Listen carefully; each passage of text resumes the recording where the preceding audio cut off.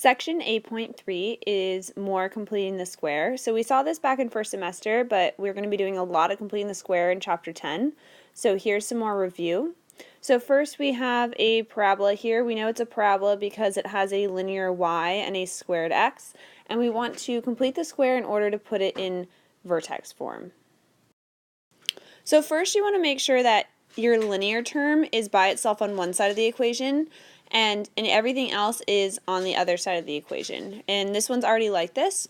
So then if there's anything attached to your squared term, your quadratic, the first step is to factor that out of anything that has an x in it.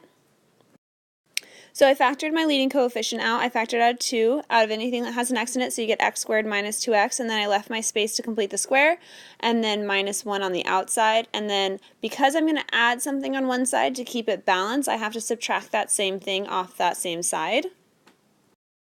So then to complete the square, it's whatever your b term is divided by 2 quantity squared. So we have 2 divided by 2 quantity squared, which is 1 squared, which is 1. So since we're going to add that there, we need to subtract the same thing back off. But you have to be careful because we didn't really add a 1. We really added a 2 times 1, so we need to subtract a 2 back off.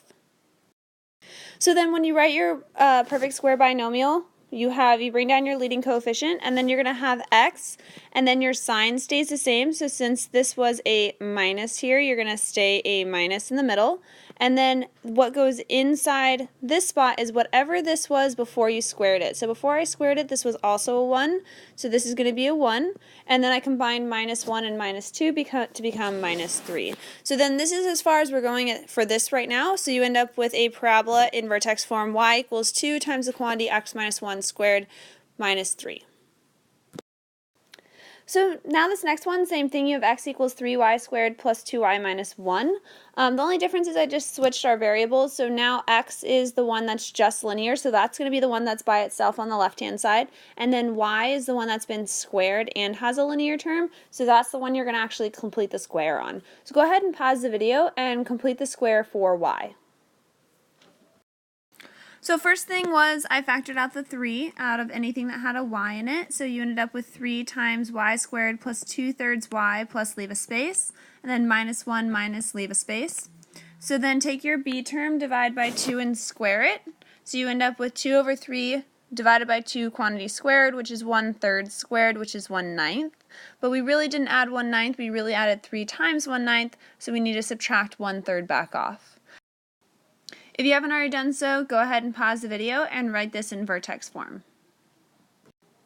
So the 3 stays out in front, and then y, same sign, whatever it was before you squared it, so in this case a 1/3, and then minus 4/3. So now we're going to work on completing the square in 2 variables. So as you can tell, this is not a parabola because both my x and my y have been squared. So this is a different equation, which we'll talk about in a couple of sections, but right now we're just going to work on completing the square. So on these, we actually complete the square on both sides of the equation. So anything that does not have a variable should go to one side of the equation. Anything that does have a variable should go on to the other side of the equation. So we already have it set up that way. Now we're going to group together our x's and our y's. Anytime there's a leading coefficient, just like on our parabolas, you're going to factor that out. So I'm going to factor this 4 out of anything with an x in it, and this 3 out of anything with a y in it. And then I'm going to leave my space to complete the square twice. So now we have a very similar setup to how we complete the square in one variable. Now you just have it twice. So I factored this 4 out of anything with an x in it, so I get x squared plus 2x, plus I left my space to complete the square. Now I factored the 3 out of anything with a y in it, so 3 and then y squared minus 2y, plus left my space to complete the square. Now, since we're completing the square on 2 sides of the equation, and whenever you add something to one side of the equation, if you think about a scale, you have to add the same thing to the other side of the equation. So instead of subtracting it back off, because you're working the other side, you add on one side, you have to add on the other side. And since I'm going to do this twice, I'm going to have 2 spaces here. Now, these terms that you add in the middle are exactly the same as the parabola. You take your middle term, divide by 2, and square it. So I took this first one, I have 2 divided by 2, squared that, I end up with 1 squared, which is 1, Over here, I also added 2 as my b term, so 2 divided by 2 quantity squared is 1 squared, which is also 1. So then just like the parabola, whenever I add one thing to one side, in this case I have to add to the other side, but I didn't really add 1 here, I really added 4 times 1. I didn't really add 1 here, I really added 3 times 1. So I really added 4 times 1, so I'm going to add 4 to the other side. I really added 3 times 1, so I'm going to add 3 to the other side. And then I simplify it just the same way I simplified the parabolas. So your sign stays the same. You bring down, just the square root of this one, the square root of this one, sign stays the same. Square root of the y squared, square root of the 1, sign stays the same. Simplify, 5 plus 4 plus 3 is 12. In a couple sections, we'll actually go a step further, but for now, that's where we're going to stop. So this is completing the square in 2 variables. You do the same exact process you do in 1 variable, you just do it twice. And I usually work both sides of the equation instead of saying one side of the equation. So here we have another equation, 2x squared plus 2y squared minus 12x plus 8y minus 24 is equal to 0. So start with just your setup. Factor out any of the leading coefficients, move any constant terms to the other side, leave your spaces to complete the square.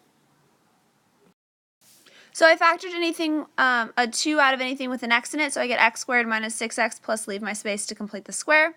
I factored a 2 out of anything that had a y in it, so I have 2 and then y squared plus 4y plus leave a space to complete the square. Then I moved this 24 over to the right side of the equation, and I left my 2 spaces to complete the square. So go ahead and finish completing the square.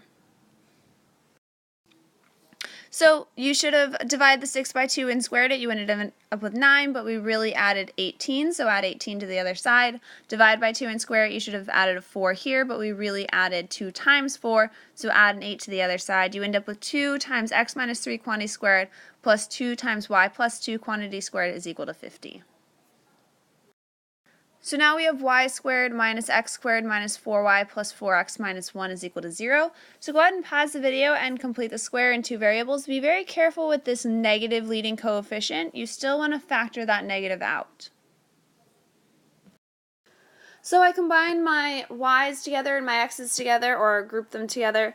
Out of my x's, I factored out a negative because I had a negative 1 leading coefficient. So I end up with x squared minus 4x plus leave my space to complete the square. Here, I didn't have any leading coefficient, so it's just y squared minus 4y plus leave a space to complete the square. So divide by 2 and square it. 4 divided by 2 is 2, squared is 4. Here, same thing, I have a b term of 4, so 4 divided by 2 squared is also 4. On this first one, there's no leading coefficient other than 1, so I really did add a 4, so I'm going to add a 4 to the right side. Here I had a negative 1, so negative 1 times 4, I actually subtracted 4 from this side, so I need to subtract 4 back off again from the other side. So when I read it in complete the square form, I end up with y minus 2 quantity squared minus x minus 2 quantity squared is equal to 1. So be very careful with that negative. That's going to come up a lot in a few sections. So this has been a review of completing the square and also completing the square in 2 variables.